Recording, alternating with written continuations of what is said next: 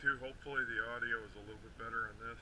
I had to go take care of some issues with that, so the video that I did prior to this, a little hard to hear me, I guess. So hopefully this is better.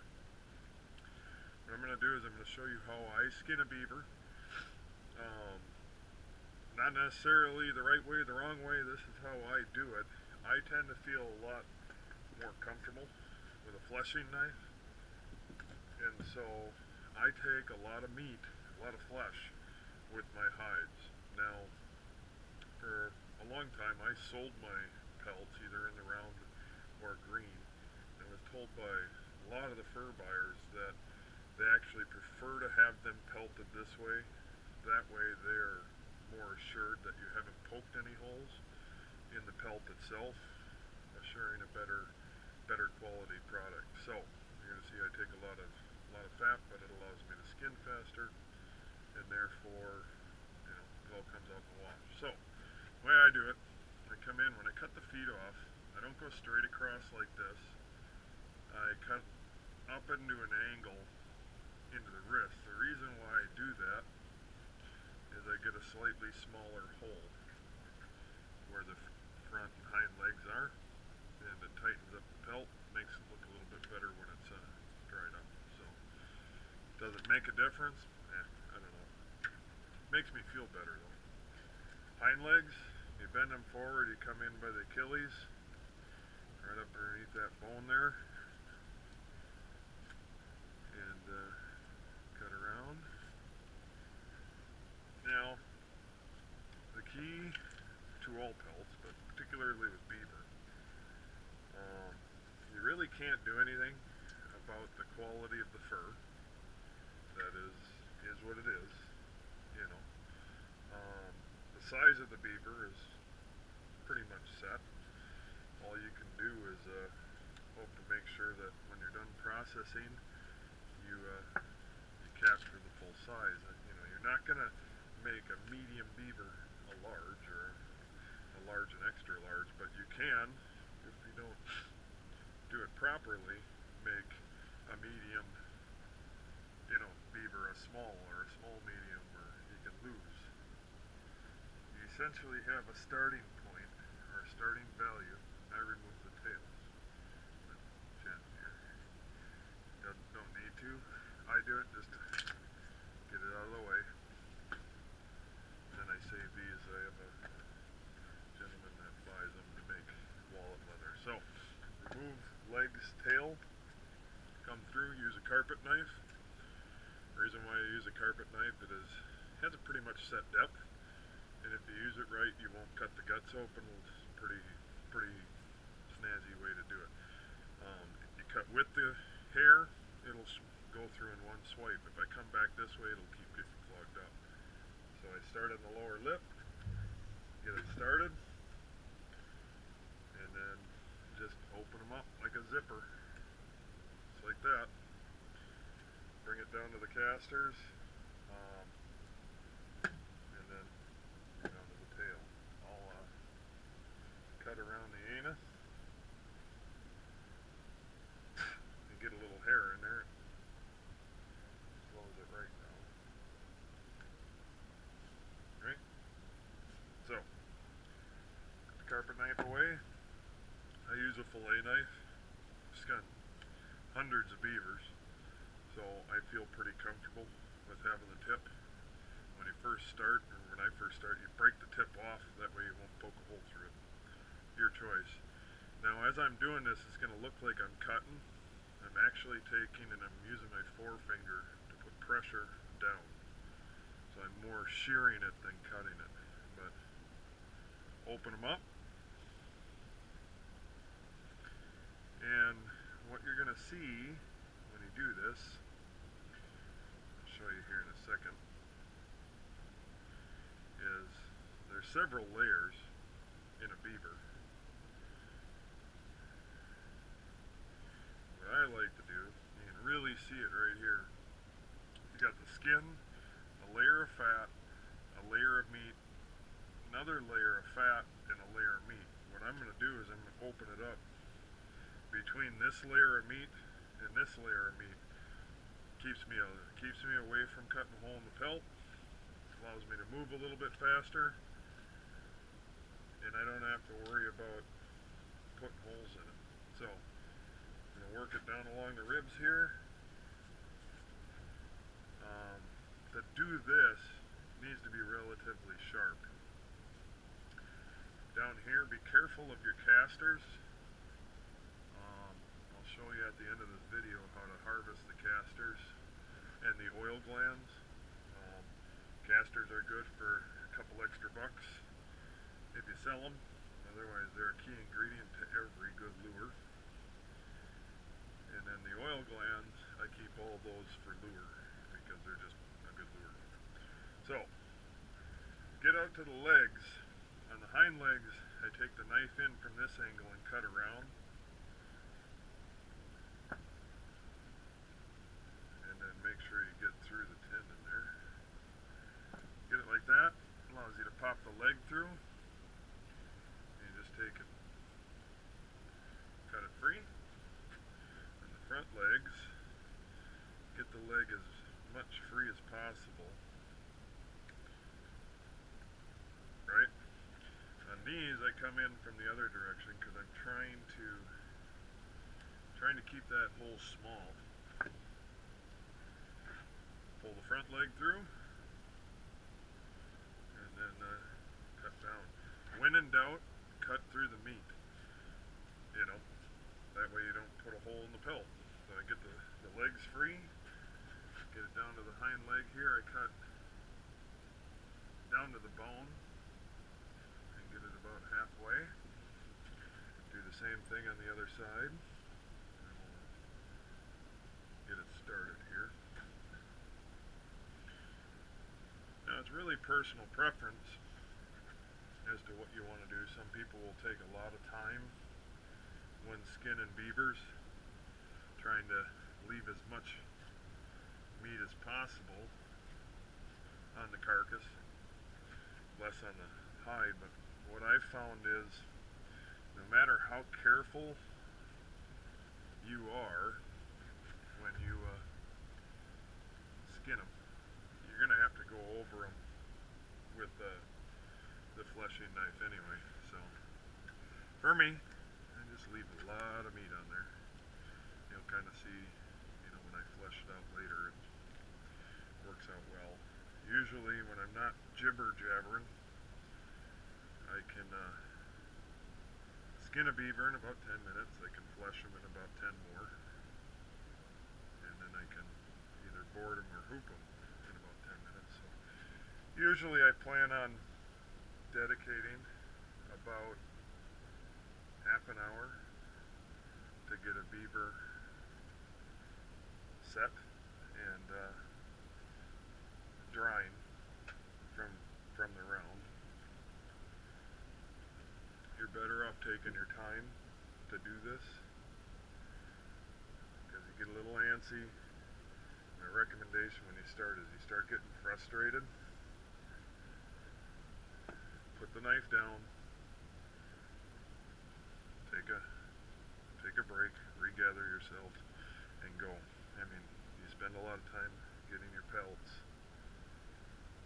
and so there's no point in letting 5 minutes of frustration take a beaver pelt that could be worth $50, $60 and turn it into a $5 or $6 pelt.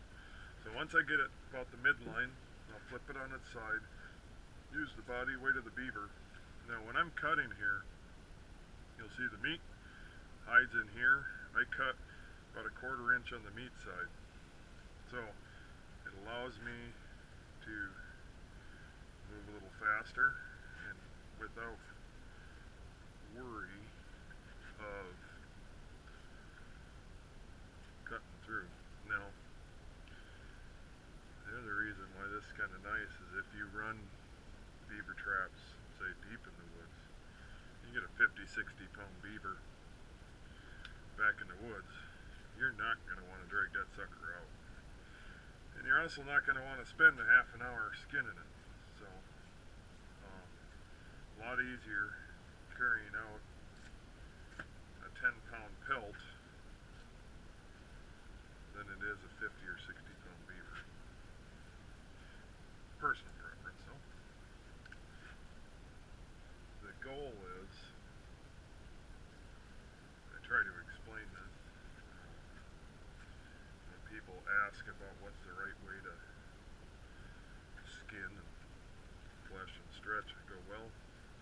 adding. Ultimately, if your goal is to get the number 4, you can do it, add 2 plus 2 or 1 plus 3 or 1 plus plus 1 plus 1 plus 1 plus 1. I think I had that right. But you need to end up at 4. So do whatever makes you the most comfortable. Get it past the midline on one side, flip them over. You see, I'll take a lot of meat here on the calf. Get the little skinny there, get it up over the ribs. When in doubt, take meat. Come in here, take a little bit of the arm meat. And once I get to the midpoint, I'm now through. I work it back towards the tail. A lot of fat on this one's tail. Gives me a little bit of leeway. But right on, and it's probably harder to see, right along the spine on the tail, there is no fat. So I turn the blade in, so I bump it along that tailbone. And that makes sure that I don't cut through right there. It's very, very thin right there. Once I get it to this point, I can then take the carcass, use the weight of the pelt to pull down, come up over the shoulders,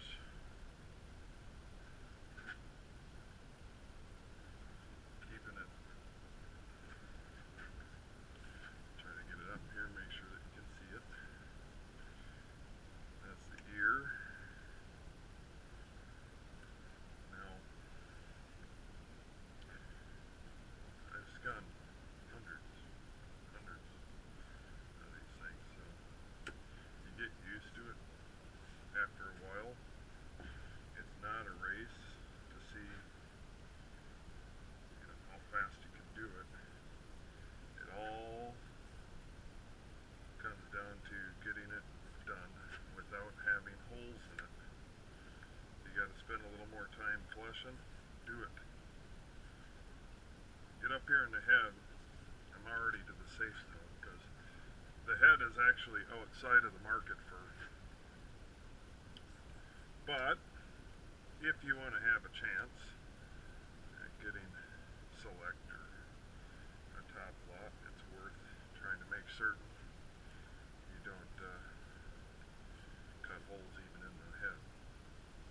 Pretty looking pelt. Now, when I get to the nose here, instead of just cutting it off through the cartilage, I'm going to gently use my knife to skin it out, because trying to flesh the nose out with a knife is very, very hard. Fleshing it out with a fillet knife that's ready to go is pretty cool. So we'll set this aside. That's a pretty good one there. And I'll show you how to take the castors. Now, castors are the scent glands on the inside. And the bigger the castors, the better. They pay per ounce when you sell them.